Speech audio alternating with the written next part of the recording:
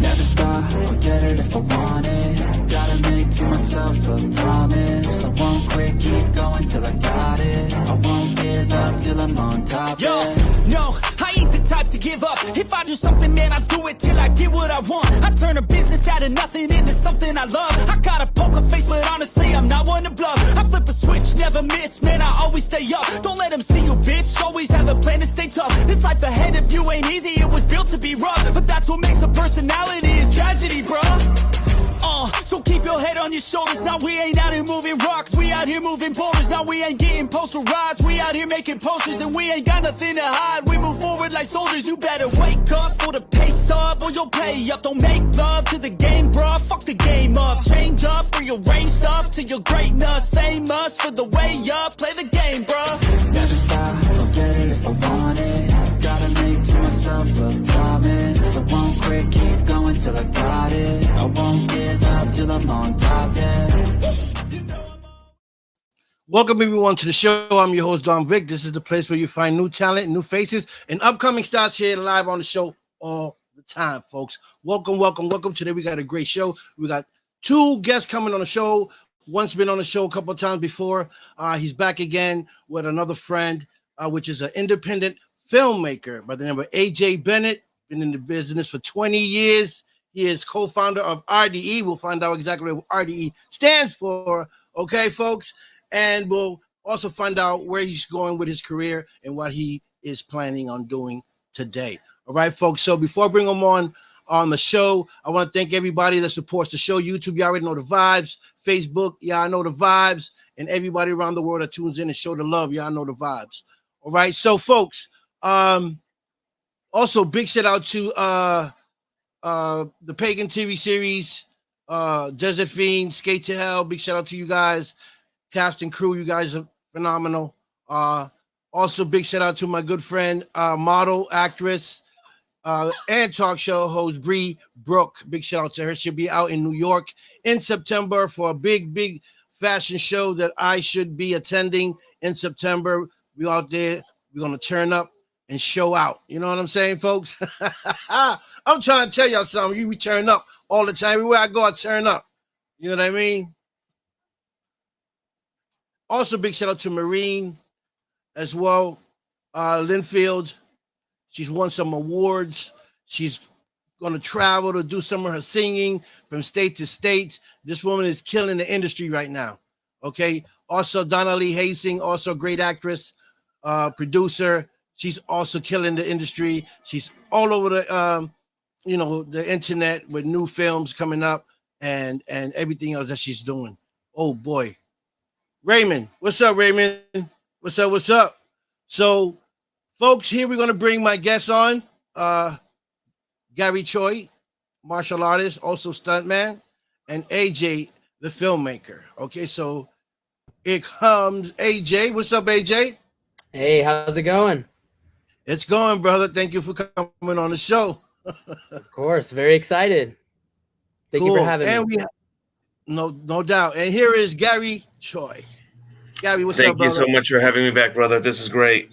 Yeah, this is awesome, man. You know, big time, Gary Choi. So, how you guys doing? Doing well. It's a great day over here. It's hot. It's hot. I would agree. Sure is. It's hot. Right. So AJ, I spoke to Gary. He spoke about you to bring you on the show and bring you here so my fans and my friends can meet you and know what you're doing and what you're up to. We know you are a filmmaker. You've been behind and in front of the camera. You've been doing this for 20 years. You are co-founder of RDE. What does RDE stand for? Just break that down for me. It stands for Record, Distribute, and Entertain. Okay, cool. Now we know what it stands for. Awesome. Yeah. So, tell me how it started for you. Was this something that you wanted to do as a young man, or did you bumped into this along the way? So when I was little, kind of like how you had mentioned, I've been in front of or behind a camera since I was like 5 years old. So I've been doing this for a long time. Awesome. I did it all through school, junior high, high school, did all the learning and all that stuff. For a while there, I took a bit of a hiatus because I had kids to, do the practical thing. A lot of adults around me were like, you can't have hobbies or this or that. So kind of hung up, the music and the videography and all that stuff. And then I met a friend who's actually one of the co-founders of RDE, Quentin. My wife introduced me to him, and he was like, we should be doing all this stuff. We kind of started back with music. So we were making music for a while there. And then he got a break into acting and got an agent. And then we kind of moved into the, let's make films. We'll shelve the music stuff for a bit. Let's get back into making films. And, that's kind of how we got back into it. Awesome. So, did you find it a little difficult to get started? At first, yeah. Budget is a huge thing. Equipment is another thing. When we started to do the music stuff, I had rebuilt a whole music studio at my house. And so I had all the music stuff to do everything music. When we had transitioned into film, I didn't have any equipment for film. And so that was one of the bigger challenges. And I was like, you know what?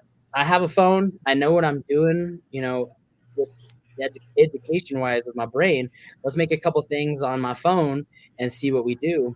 And so we had made a little comedy sketch on our YouTube to practice. And then we made a full short film after that on the iPhone. And then we competed in a local thing called the Kick-Ass Film Fest. And we were one of 6 movies nominated for Best Short there. And then from there, we were able to meet some more people, network, and we're building up our equipment back again, which you'll kind of see in the trailer, the difference between some of our stuff before and what we're doing now. Right. Well, that's the interesting part, and Gary and I talk about that a lot too. When you start to collaborate with other people, things start to open and you start to see clearly where you're trying to go. And surrounding yourself around the same people that are doing the same thing you're doing.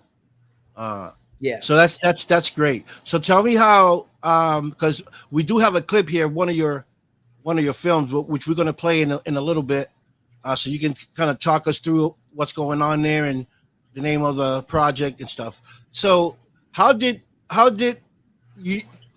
Gary come into your life? At what point? So the story that I am aware of is that when we did the film fest here in Colorado Springs, the guy who created it, David Chavez, he had liked our work, and I didn't know that. I heard that through the grapevine, and Gary had reached out to me, said, hey, David said if I was looking for work to work with you, he recommended you. And then that's kind of how we started talking.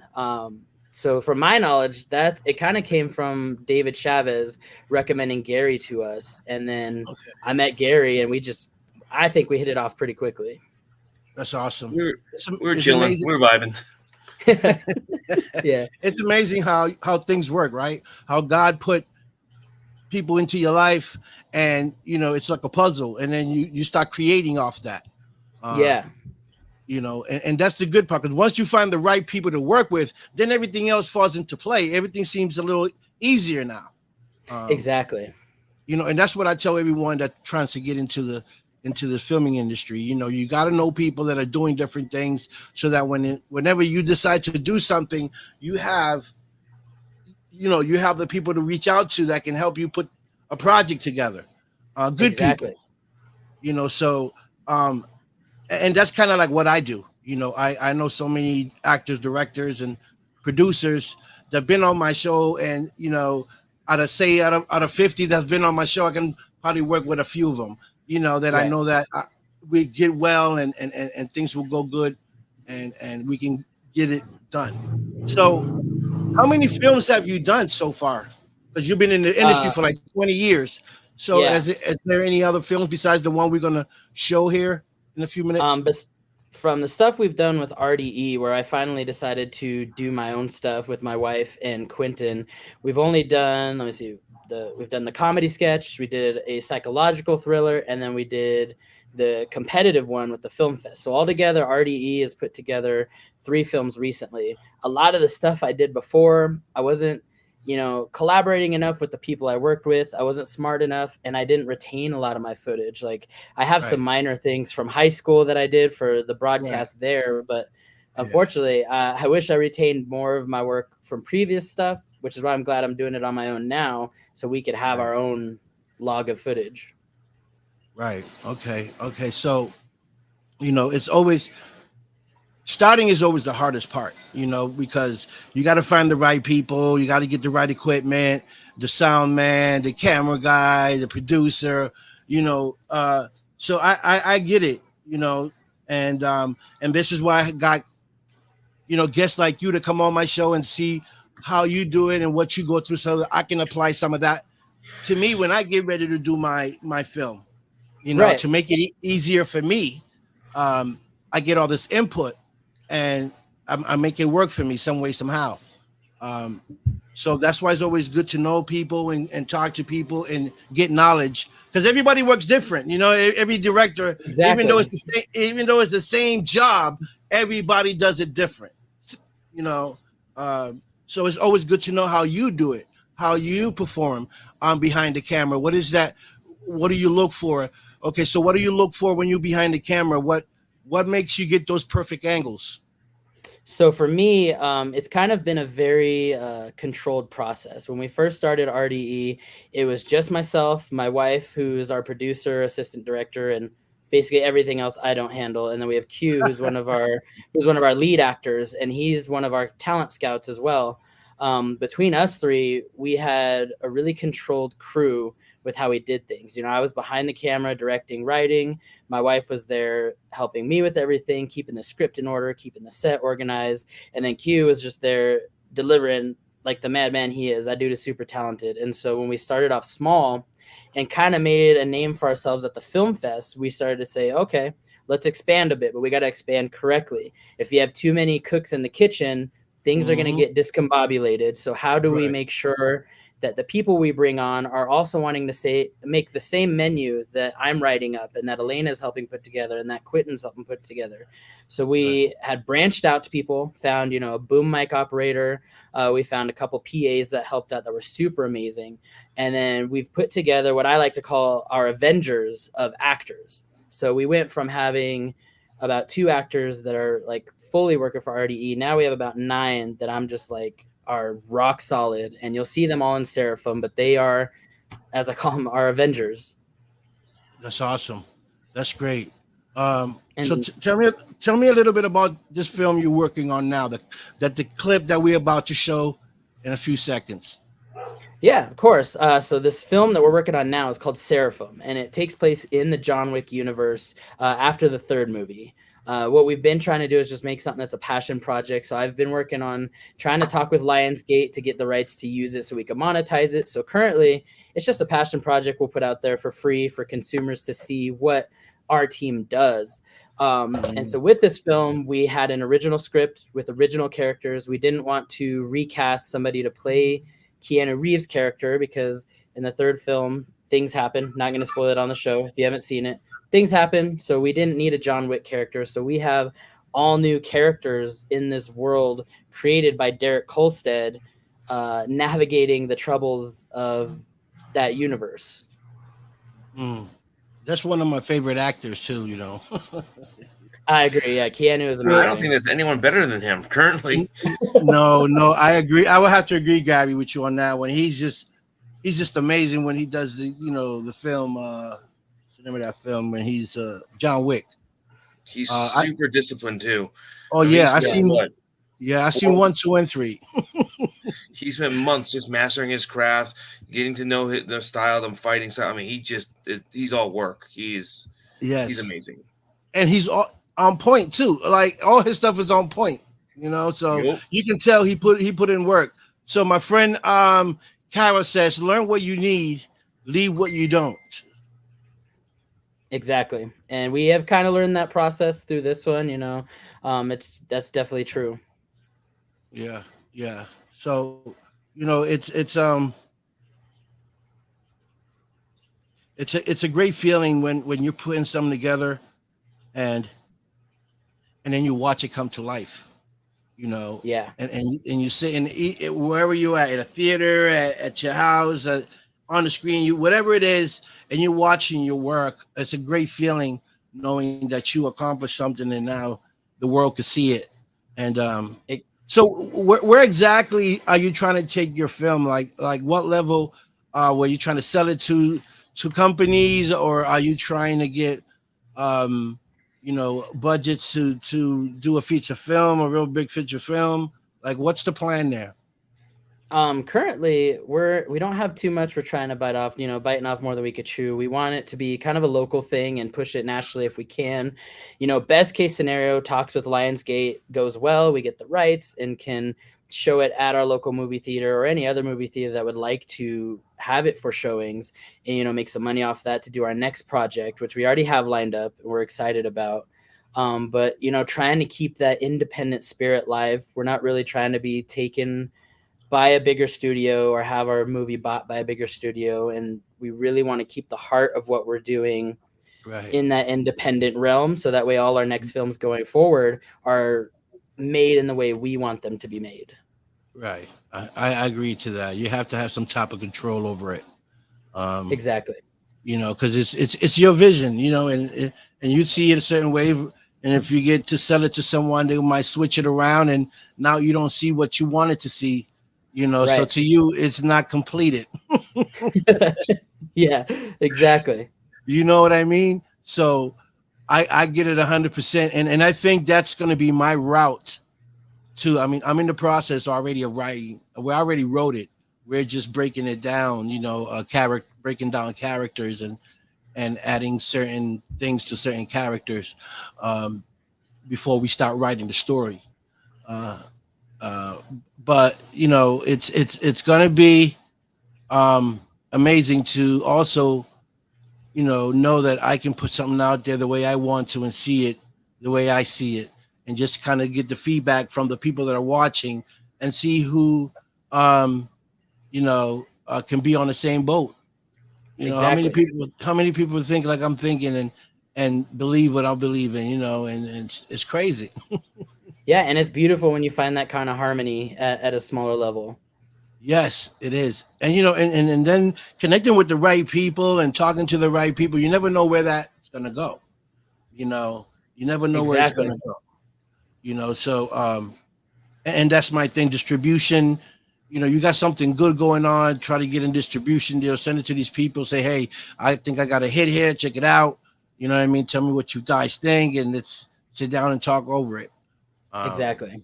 Because you might reach out to 10, 20 of them. One of them is going to say, okay, I believe. Let's make this film happen. Let's see what happens. And usually that's the way it goes. And then when it does well, the other 9 want to jump on and, say, hey, next film, we're willing to distribute for you. Exactly. And you're like, yay. You're like, okay, you didn't believe in me first, but okay, I take that. Right. But now you do believe in me. Yeah. So it's basically trying to prove yourself.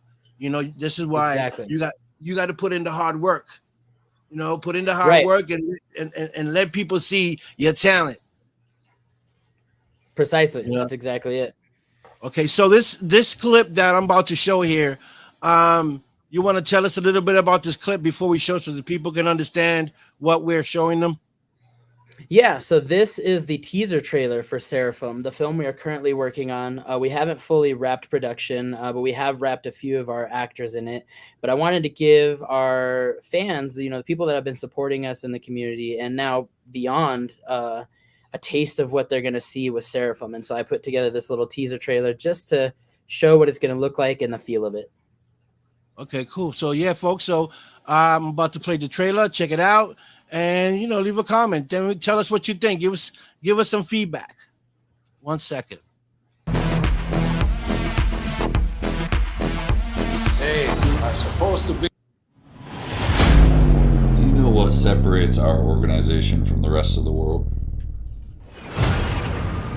Order. Order separates us from the feeble governments and corporations of the world. See, you understand power that is given, whereas I understand power that is earned.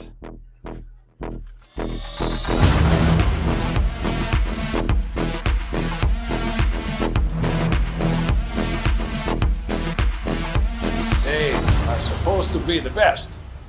But seeing as how you saved him, perhaps he is the second best.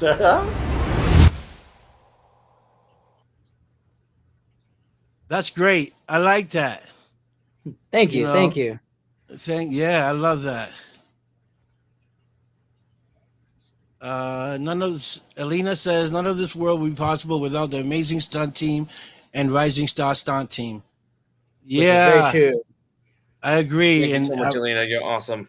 Yeah, and I believe that is the link to it.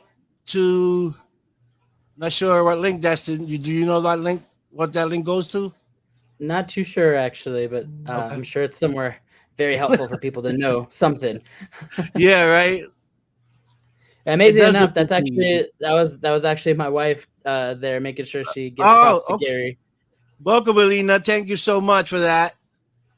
Looks intriguing, says Carol. Thank you, Carol. We'll check it out. Stay tuned. Keep your eye open for the film.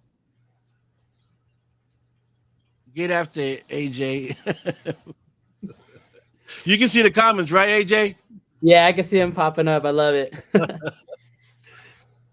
Yeah, it's the link to the trailer, she says. That was awesome. So, your wife plays a big part in this as well. So, it's not a one-man team.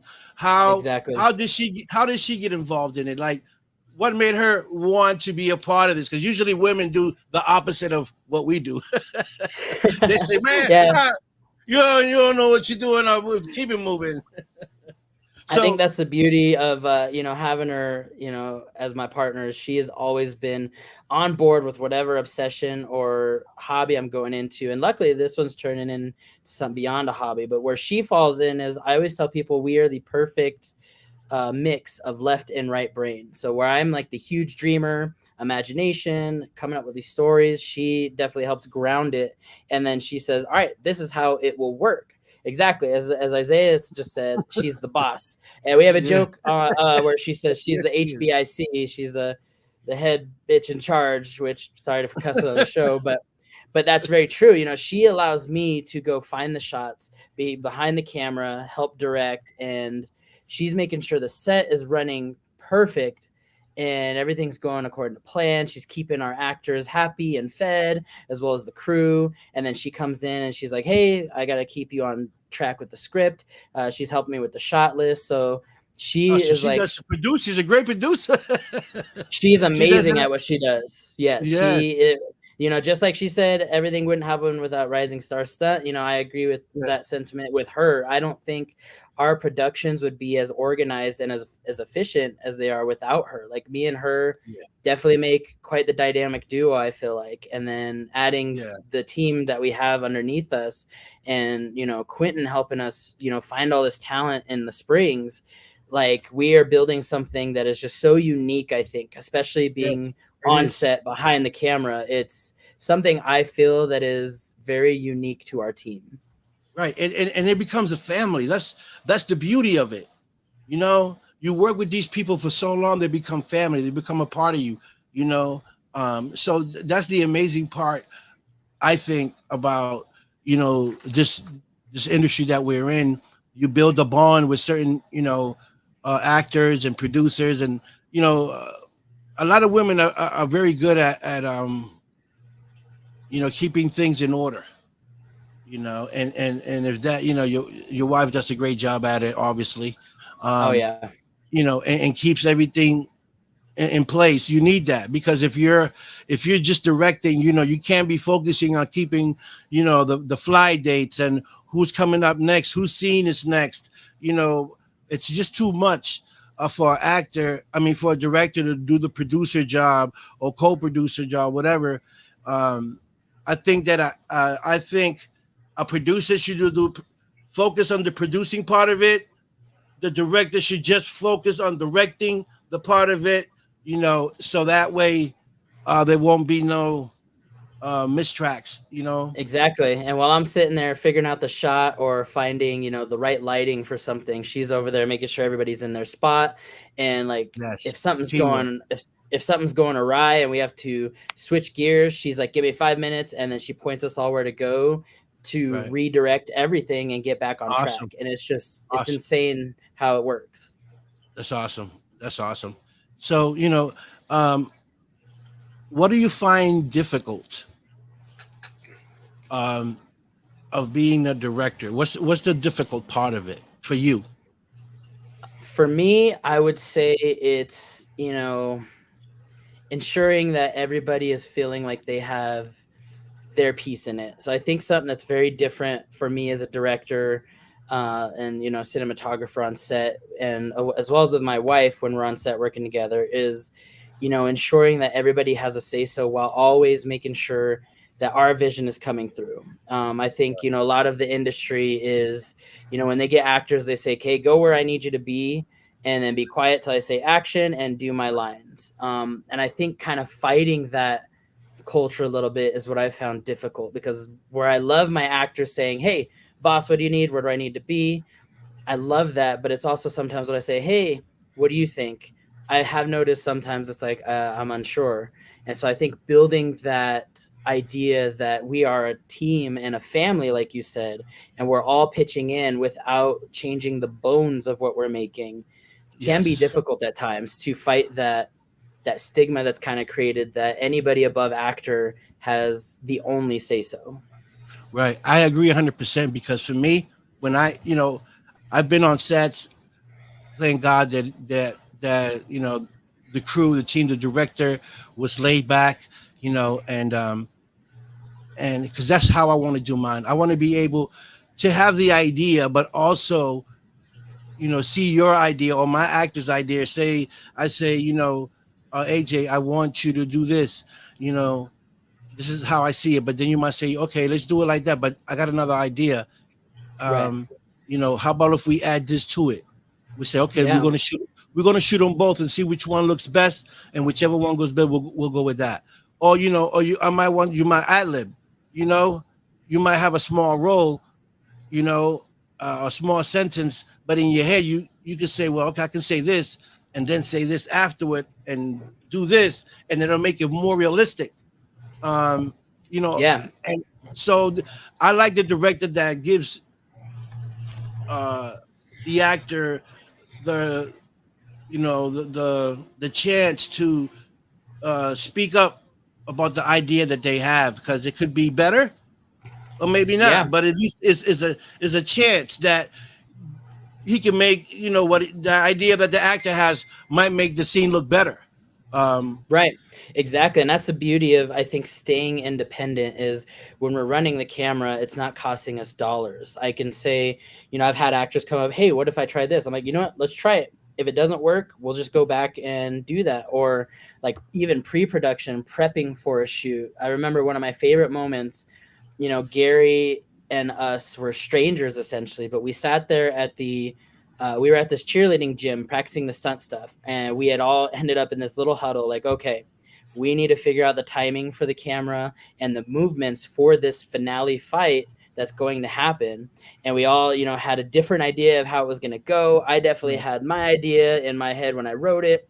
And the fact that at the end of it, we actually came up with something cohesive, with Gary's expertise in the stunt world on how movement should be to flow the story that I created forward. And then Elena saying, hey, well, in the script, this is what it says. Do we need to cut that, rewrite it, move it? How do we do that? And then at the end of it, we put together the entire final fight sequence, and it's pretty different than what I originally wrote, but it honestly came out beautiful. And I think better in some ways with that collaborative mindset.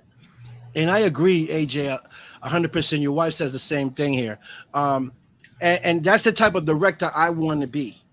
We'll all talk together. We come up with the ideas, but at the final say, so I'm the director. I'm going to take what I feel is going to be the best. I'll take the last vote to it. But you know what I'm saying? Because you're the one that's watching. You're the one that's behind the camera. You can see it. So that's great that you guys do that. So it looks like Sarah Lynn has a question for you. It says, what do you find most helpful in shooting scripts? What I find the most helpful in shooting scripts is breaking it down, having somebody there who can visualize similar to you. And like I was talking about that moment where we had to put that whole finale scene together. We all had to come up together. I literally grabbed like the back of this paper, and it looked just so scribbled on with arrows and words.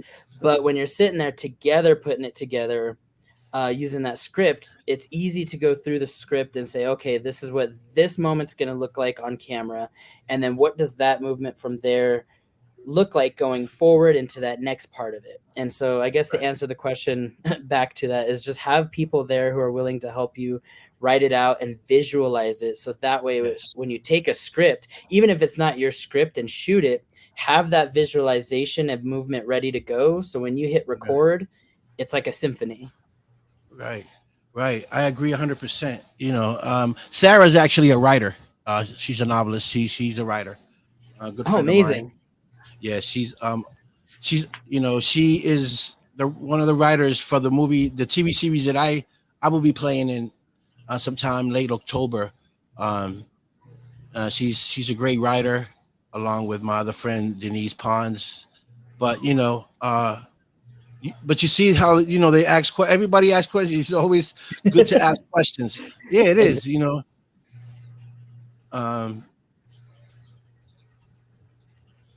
Yeah, salute actors, producers. Yeah, she said, "Thank you, great answer." So yeah, you know, so I want to show the clip one more time for the people that got in here late and didn't see the clip. This is the clip again of what's the name of it? The film? Seraphim. Seraphim. This is the clip, Sarah. You can check out. I'll just clip real quick. Do you know what separates our organization from the rest of the world? Order. Order separates us from the feeble governments and corporations of the world. See, you understand power that is given, whereas I understand power that is earned.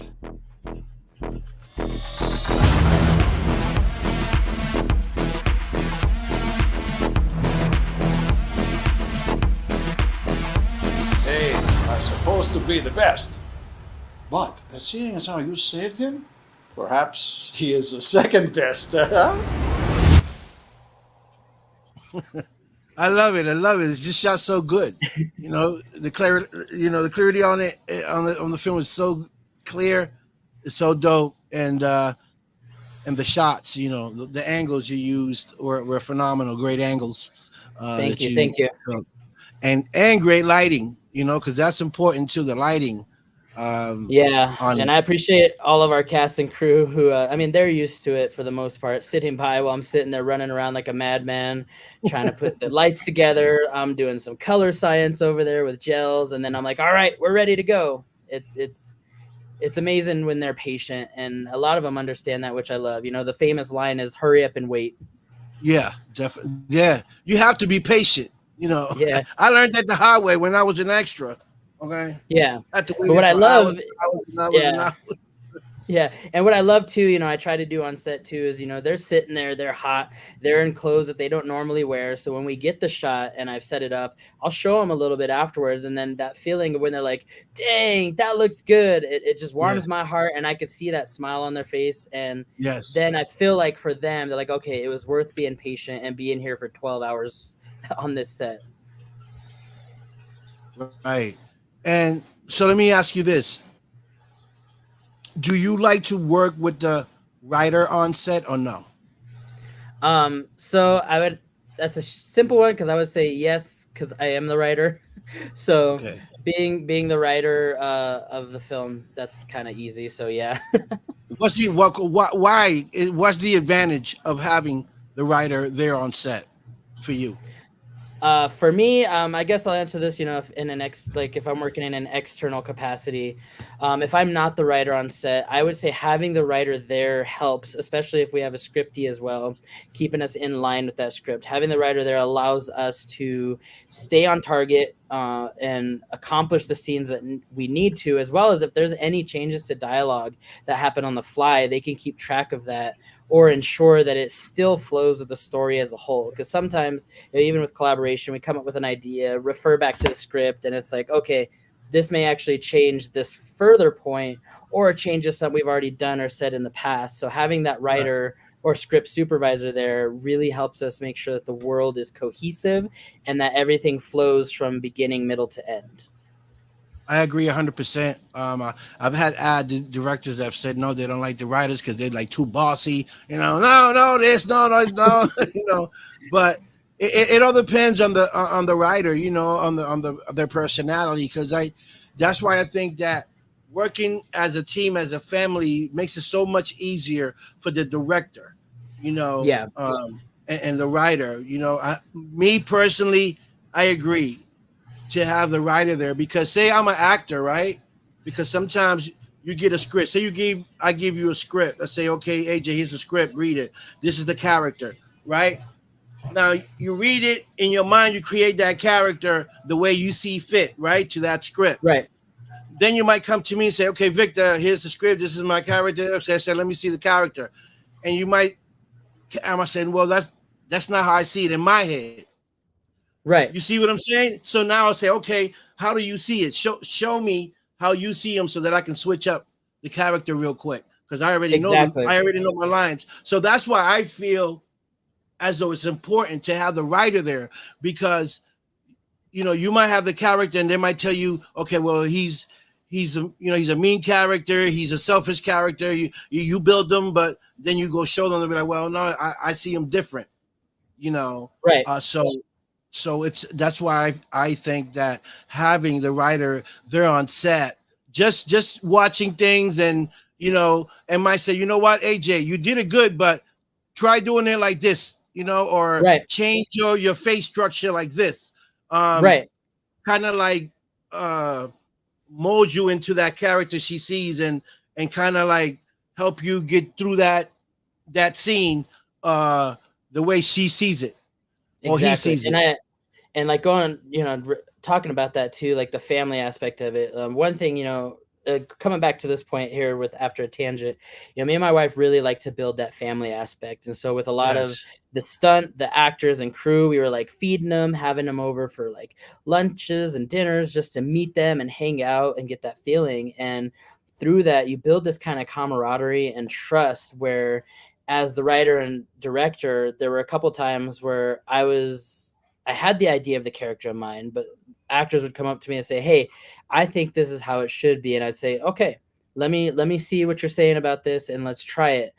Biggest example, I think, from this film is our man, Chris Doobie. He came in, I was like, hey, I want you to play, the Russian leader of the Ruska Roma in this film. And here's my ideas on it. And then he comes in, he's like, hey, I have actually family that's like from Poland and Europe and all that stuff. And great knowledge of like how the gypsies are over there. Cause I told him, I was like, this guy's like the gypsy king, the Russian gypsy king. Right. And I got to give him applause because he put together his whole outfit and his whole, facial beard and everything, had his whole costume and character persona was actually primarily designed by him, and then just got the okay from me and my wife. And I got to say, like, when you have that trust in people who are not the creator, like writing it and letting them do their thing and then seeing how it works out, man, when you see Chris in this film and what he came up with that we just kind of signed off on, I'm so glad that he felt like he could trust telling us. And I'm glad that we have that receptive nature, that he created the character differently than we intended, but it came out better, honestly. But it worked. Yeah, and that's the beauty of it, AJ. You being the director and writer, sometimes our ideas come from others, not just, us. So to have a team like that also are creative, man, all you can do is come up with beautiful things and beautiful scenes. So looks like we ask a couple more questions. Who's your favorite filmmaker? And then Sarah Lynn asking, what genre would you say you are the most comfortable shooting in and the least?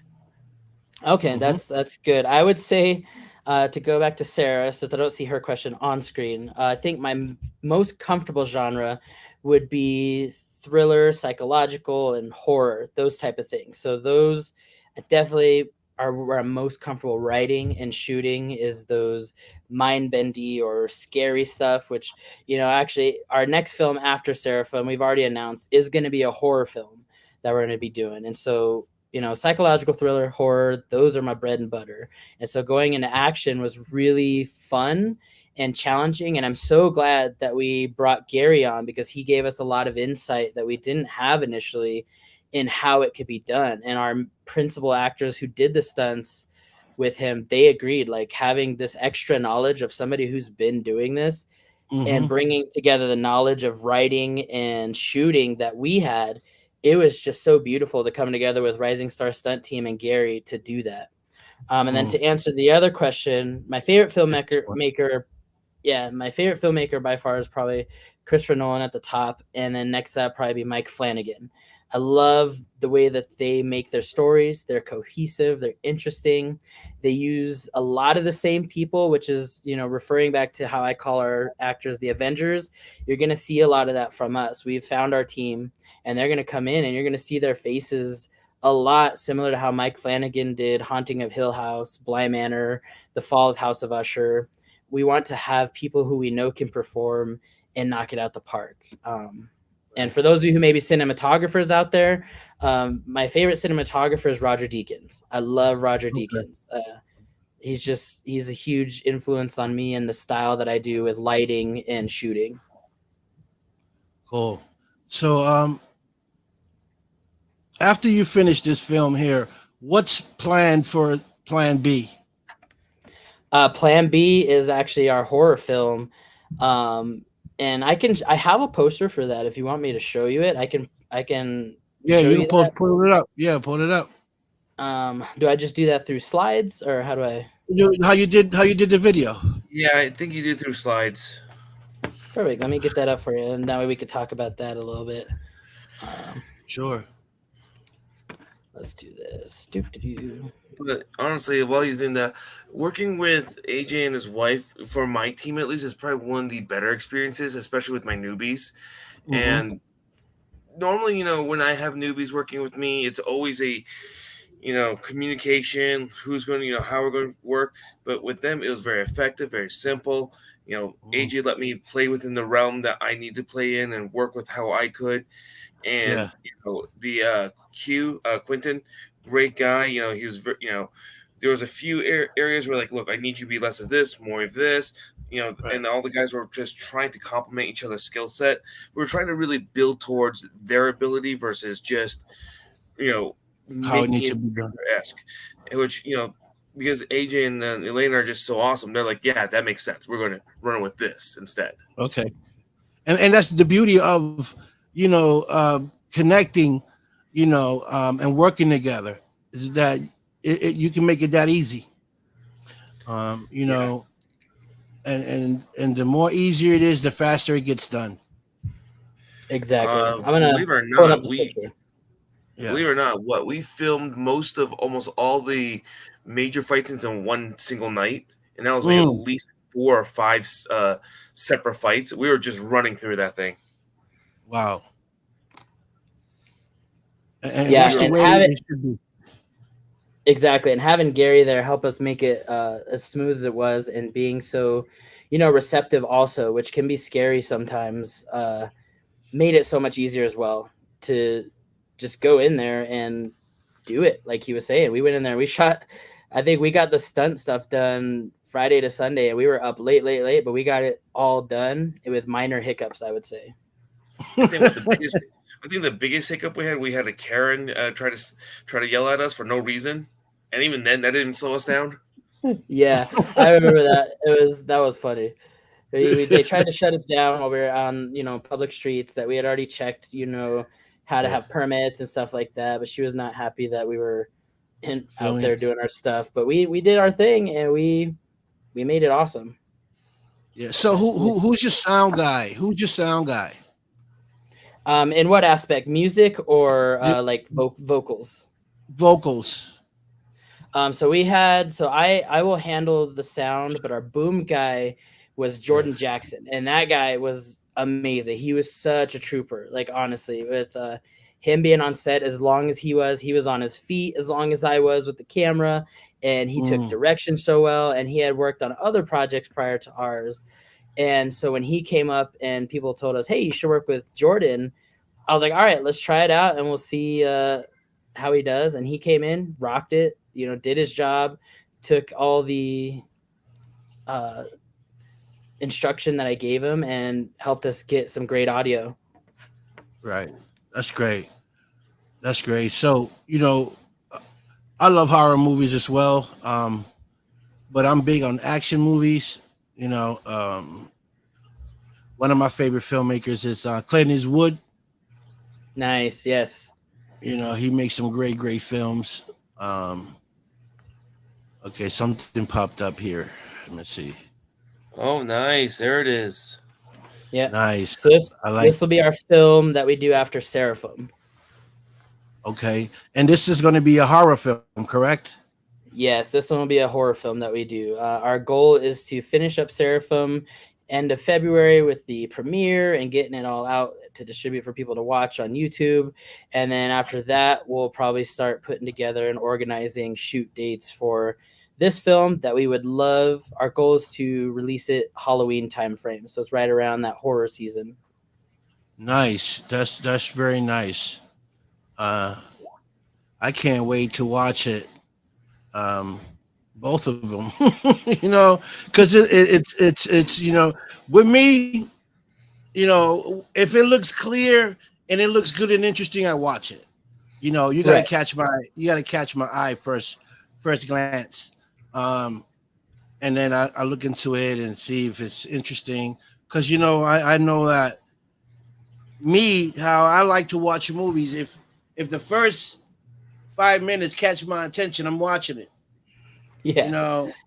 So it's tricky, when it comes to film, because some people leave the good stuff like towards the middle or towards the end, and the beginning kind of drags out, and people that like to get right to it, that's too long, it's dragging, blah, blah. So I kind of try to bring it in right away, whatever trailer, especially the trailer or the teaser.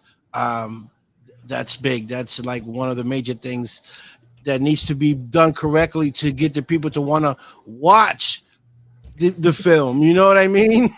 Exactly. Make them have that face of like, okay, all right.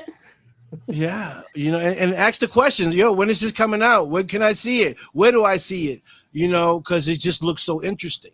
So I tell people, a lot of people, when you're filming and you're trying to get distribution deals and you're pitching stuff to these investors, your teaser has to be on point. Basically better than the movie, actually, because sometimes.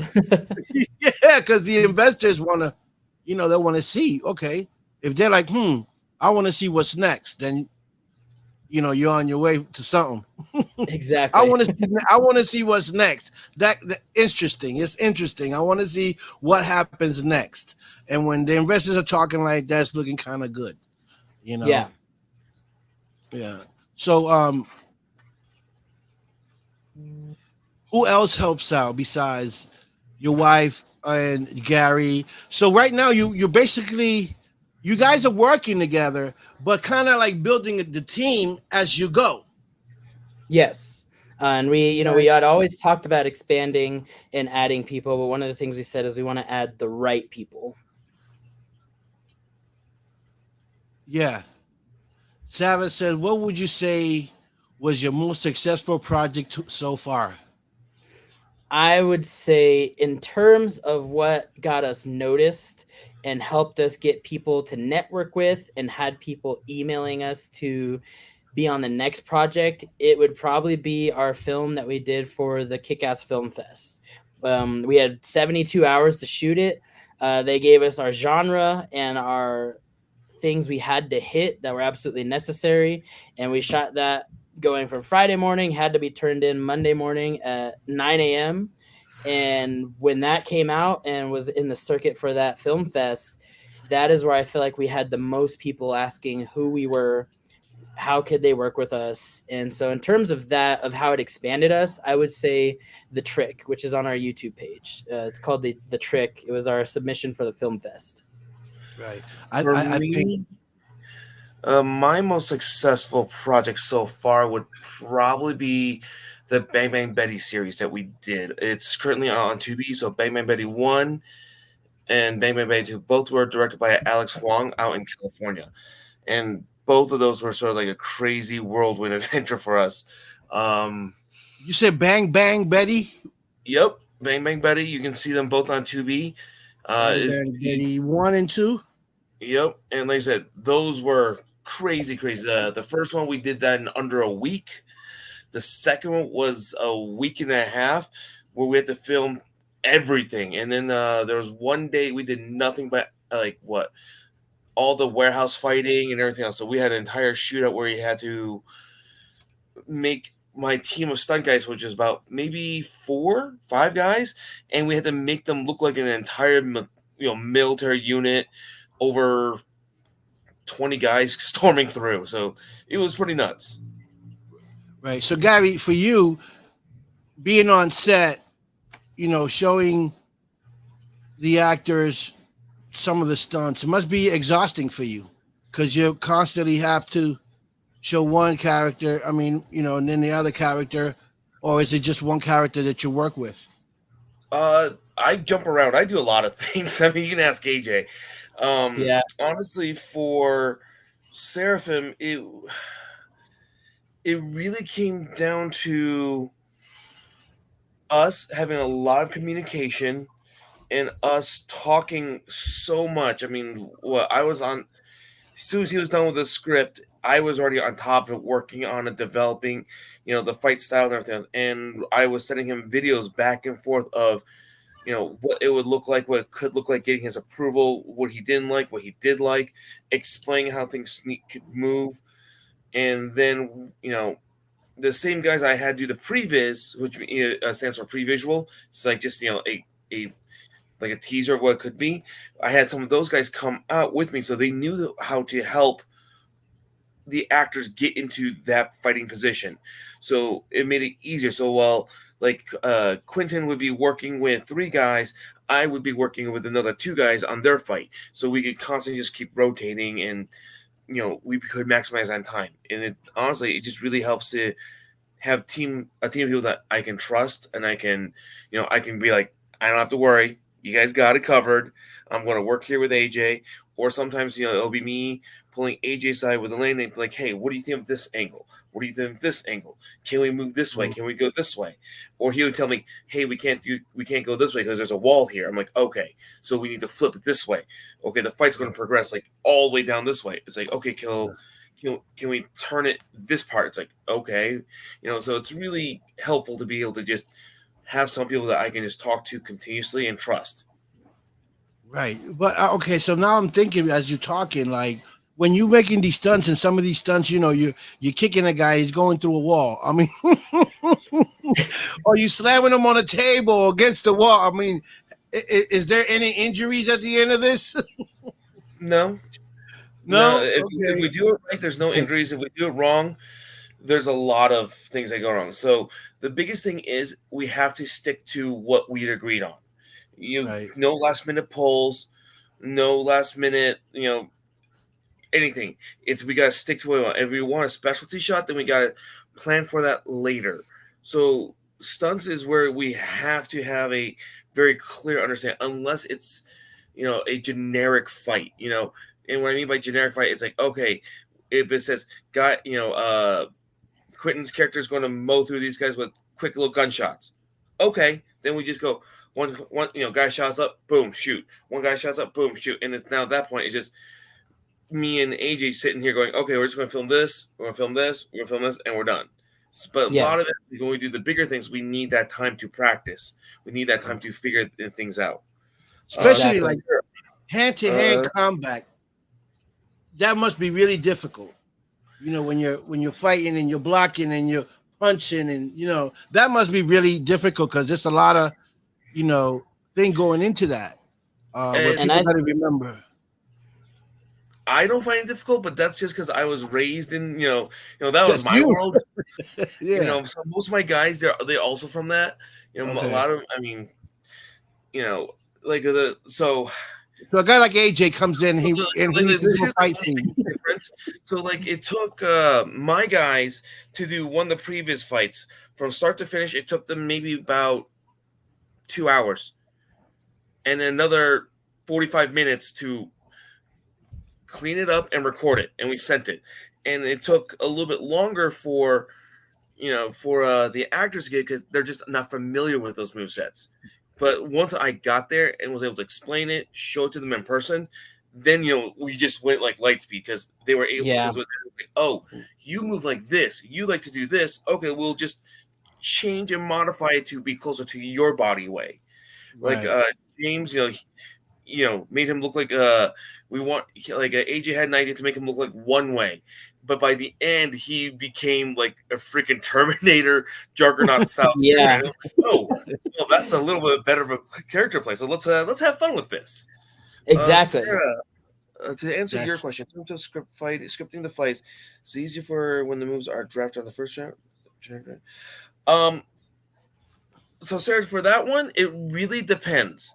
It really, really depends. I like it when you just write they fight, and then you contact me and you tell me what you want or what's in your head, because then I can start thinking how to make it closest. Because a lot of times what you write down in terms of fight sequence does not work when you film it, because you're not paying attention to the background, how are people reacting, how people are taking the hits, how are they moving with the hits. Like if AJ, if you don't mind, like he had one part written where they had this great scene. It was a great scene where they're fighting each other, but then I brought up like, okay, well, what's going on with these guys in the background, or her in the background, or him, and AJ looked at me like, oh yeah, I forgot about them. I'm like, okay, yeah, let's mix it up. And it was great because he had the look of, yeah, I guess you're right. They would be doing something like, yeah, so let's figure something out. Yeah, and I would say, kind of just chiming in onto that question, what I loved about working with Gary is I sent him a script that I had written the first time as the first revision before we had gone through all the other ones.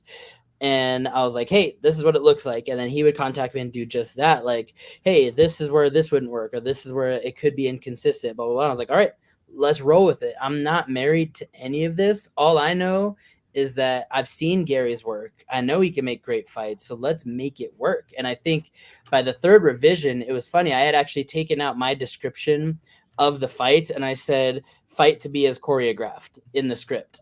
And I was like, it needs to be that simple. I get a foundation or bones, and I sent it to Gary, and he told me what we could keep, what we couldn't, and we created this harmonious choreography that I think you guys will be really impressed by. It just looks so good with how it worked out working with Gary's team and then getting our guys in on that. And I wanted to bring a point back before that I think would help people if they're watching when it comes to stunt work and being a martial artist. So one thing I would say I learned from Gary is, our three main fighter guys. We had Quentin, Ben Darby, James Anthony Perez, and then Liliana Henry, my daughter, she's in there. These were our four fighters for the film outside of Tony, Kenneth, and Tyler, who were the stuntmen.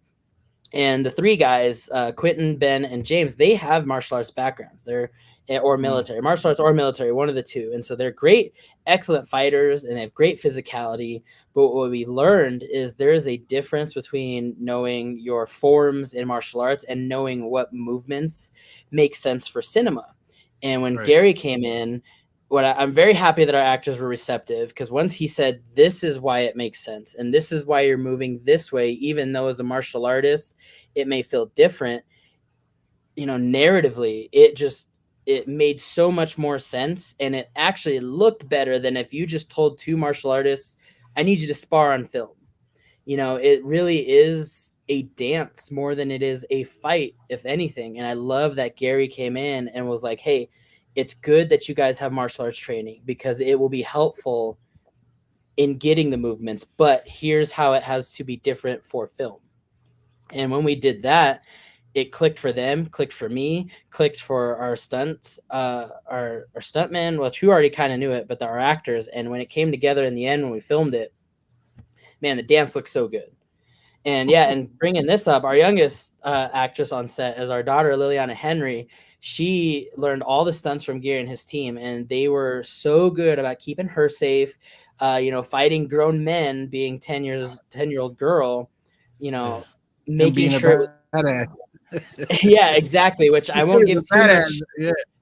Yeah, which I won't give too much about. I'd love you guys to see how that plays out. But yeah, having a 10-year-old girl fighting with grown men, Gary made it such a great experience. The actors and the stunt people were so good about asking for permission to touch, or if something was too difficult. And man, and she came out, I would say, I could be biased, but I feel like she came out and really did the thing, which I was impressed by her about too. You'd be amazed, right? You'd be amazed how good kids are until you put them to the test. Yeah. I do have to say, the one thing that was technically improvised that looked great for all of us, I think, was the move that we changed for Tony. Right you talk about the axe kick? Yeah, that one. So that was supposed to be a big, heavy hit, and I looked at your camera. Me and you both looked like, yeah, it looks slow. Do you think it looks slow? And AJ's like, yeah, but I don't know why. I'm like, okay, I got it.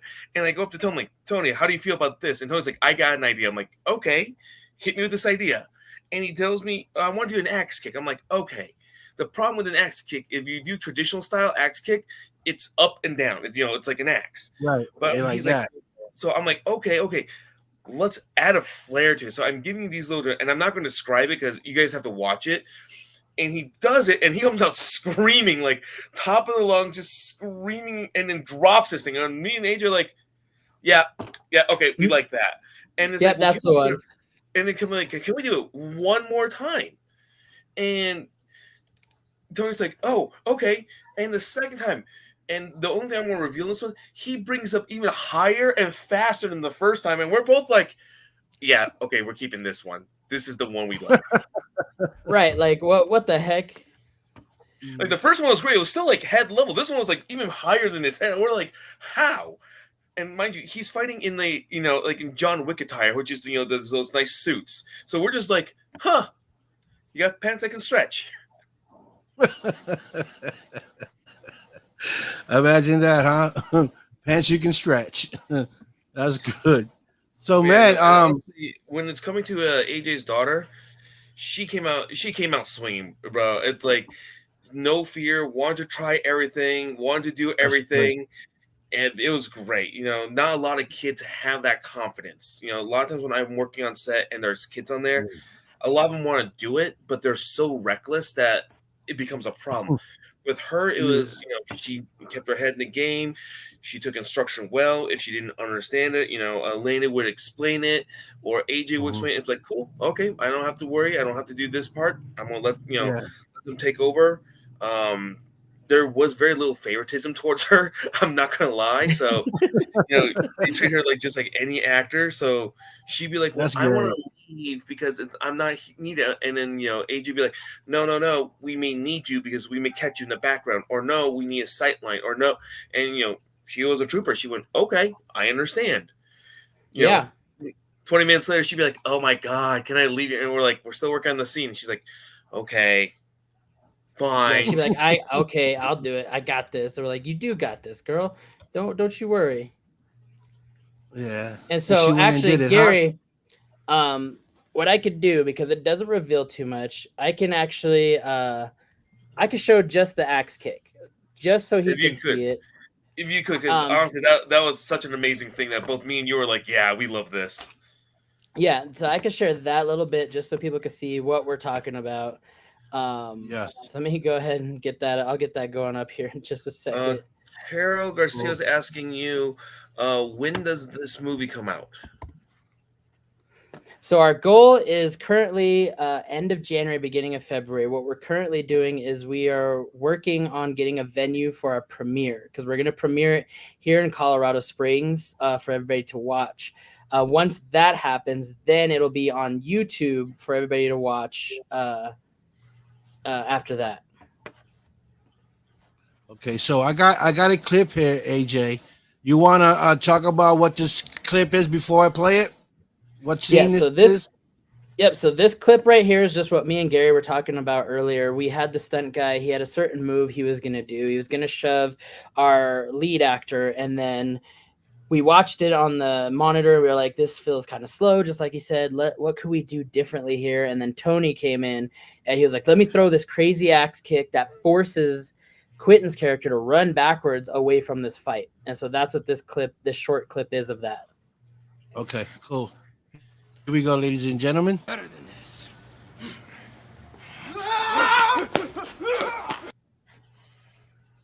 And that axe kick is what he came in screaming and dropped that heel down. And as you can see, like, Quentin was amazing with his reaction on that. It forces his character in the movie to not retreat, but be moved from the fight he was just in. Right. That's great. We're going to watch it one more time. Better than this.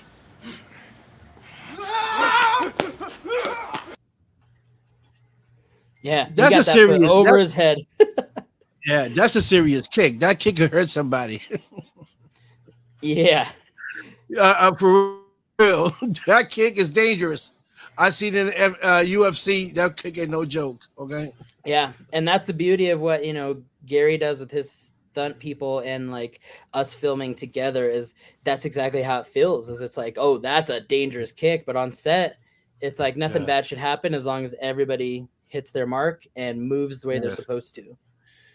Right, and that's amazing. Going back to some of the previous questions about choreographed fights and things to make it really needs a lot of work, and it's great when you have a director like AJ who understands this is the feeling of it, because we have 4 different styles of fighting in here that all have a very different vibe and feel.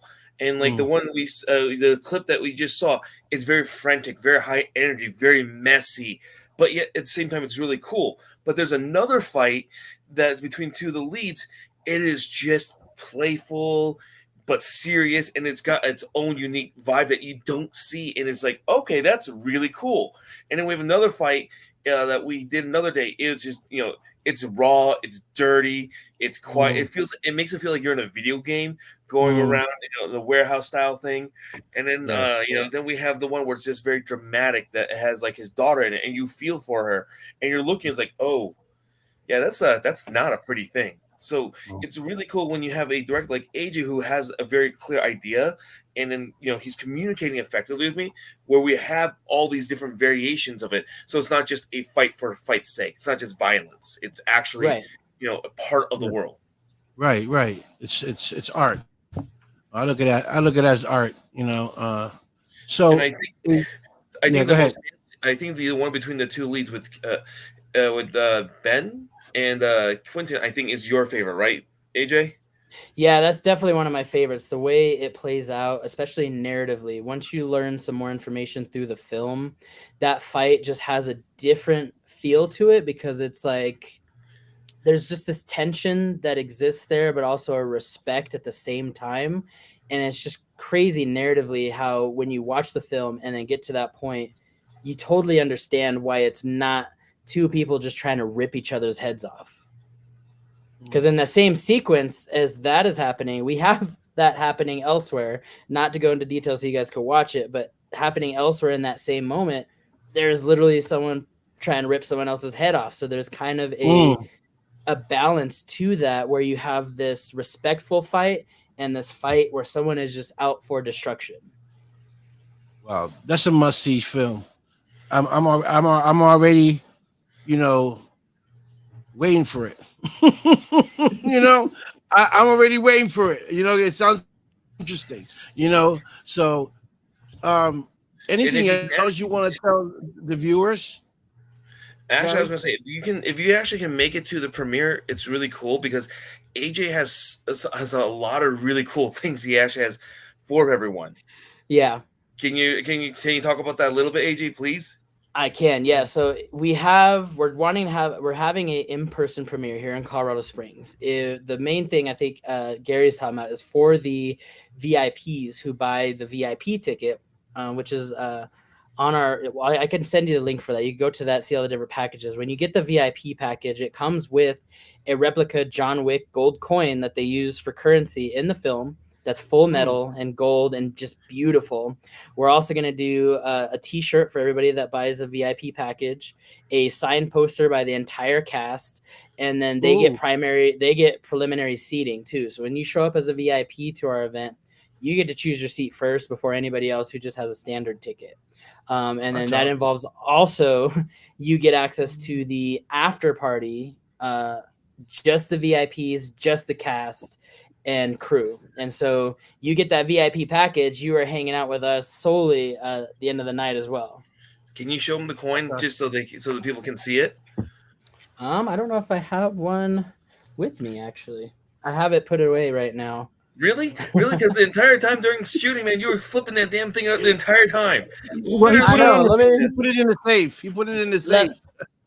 Let me see. Let me turn off my camera real quick to see if I can find it. I might have it close by.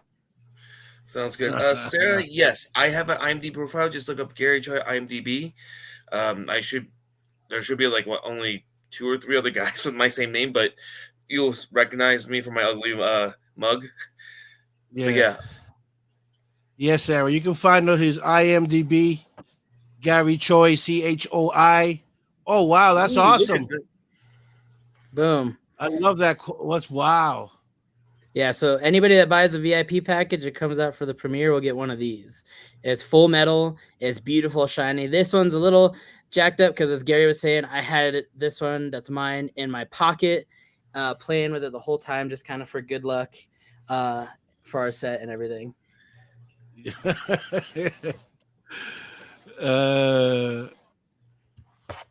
To answer Sarah's question, I don't have an IMDb yet. I'm actually working on it. Gary told me you need to get IMDb and get one for Seraphim. So I'm actually building those.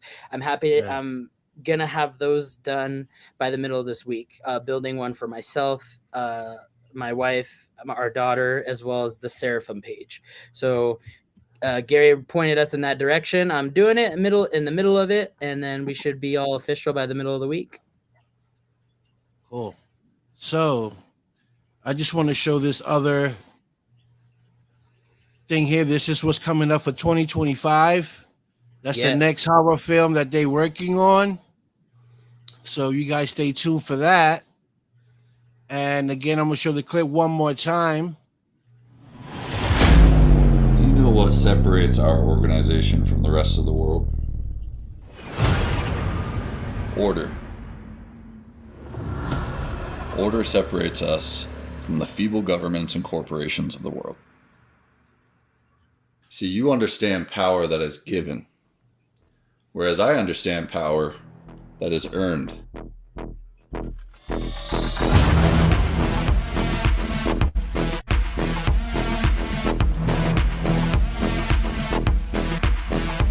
Hey, I'm supposed to be the best. But seeing as how you saved him, perhaps he is the second best. I love that. That was good. That was good. I can't wait to see it. Really, I Thank can't. You. So, anything else you guys want to tell the viewers that's coming up? I would just say, please support us. Being an independent film company, support from our fans and our community is the biggest thing. If you can't make it to the premiere, we do have an availability for you to just donate to our production and help us out, including our next film. We have everything from getting your name in the credits or getting a special thanks, even or just donating anonymously. Please just help support us. That helps us the best with, getting venues, getting merchandise, and just production. And also the important thing, a lot of our actors did this as a passion project. If we can get enough support, I would love to take care of our actors and crew as well, which is something in the independent world doesn't always happen. But, having all of your guys' support, please go to that link my wife just shared. Support us in any way you can. If you want a private link to the premiere, that is also an option where we will email everybody that purchases that level of support. You'll get one of the first links to watch alongside us at the premiere. Awesome. That's great. Gary. What's up, brother? You want to tell the people where to find you? Honestly, Facebook's the easiest way. I'm constantly on my phone on that thing. Give me, because it's, the Messenger's the best way out, to get a hold of me. IMDb, you can get my information there to hit me up. But honestly, Facebook is the genuinely easiest way to get a hold of me. Awesome. Well, I want to thank you both for coming on. Gary, you've been great. Thank you for bringing me some more guests on the show. I see you guys are building a great team, great friendship, and that goes a long way. And once you got the right people, the right team together, everything else is going to fall in place. So I want to thank you both for coming on the show. Thank you, AJ, for your time. Appreciate it. I will check out the film definitely when it come out. Just send me the link, or when it's getting ready to come out, you can let me know. We'll come back on the show and you can announce the date where it's going to be, and the other good stuff. And if we'll probably show another teaser or trailer of it. Perfect. Yeah. And thank you for having me on the show and allowing us to expand who we're telling about our movie. Yeah. Awesome. I got Gary knows some other friends of mine that do have podcast shows of mine that are very popular as well, that you can go on there and, expand with their fans and friends as well, and the followers, to promote you more, So sweet. I love that. Yeah. Promotion is everything. So thank you. You guys have a good night, and I'll talk to you soon. AJ, any questions, I'm gonna text away. You already know the vibes. And Gary, where to reach me. So yeah, I do, brother. I see you. All right. So thank you guys for coming, and I'll talk to you soon. Talk to you soon. All right, ciao. Yeah, folks, that is Gary Choi and AJ Brent, filmmaker. Gary is a martial artist and stuntman. Great people. This is what this show is all about: supporting everyone, bringing everyone aboard to talk about their careers and to talk about their dreams, that they are trying to achieve. And with everyone helping out, with everyone putting in a little bit, this all can happen. Okay, so I want to thank everyone that tuned in tonight. You already know the vibes, baby. You feel me? And you know the vibes. I'm out of here. Peace, love, respect. I'm out.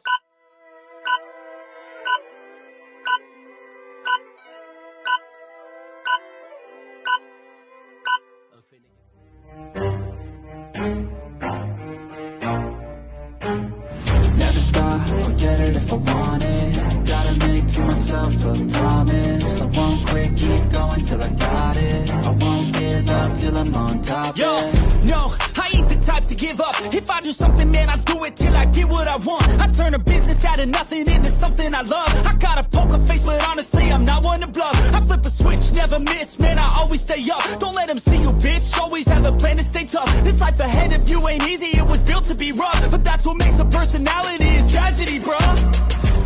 So keep your head on your shoulders. Now we ain't out here moving rocks, we out here moving boulders. Now we ain't getting posterized, we out here making posters. And we ain't got nothing to hide, we move forward like soldiers. You better wake up for the pay stub, or you'll pay up. Don't make love to the game, bruh, fuck the game up. Change up, rearrange stuff to your greatness. Same us for the way up, play the game, bruh. Never stop, forget it if I want it. Gotta make to myself a promise. I won't quit, keep going till I got it. I won't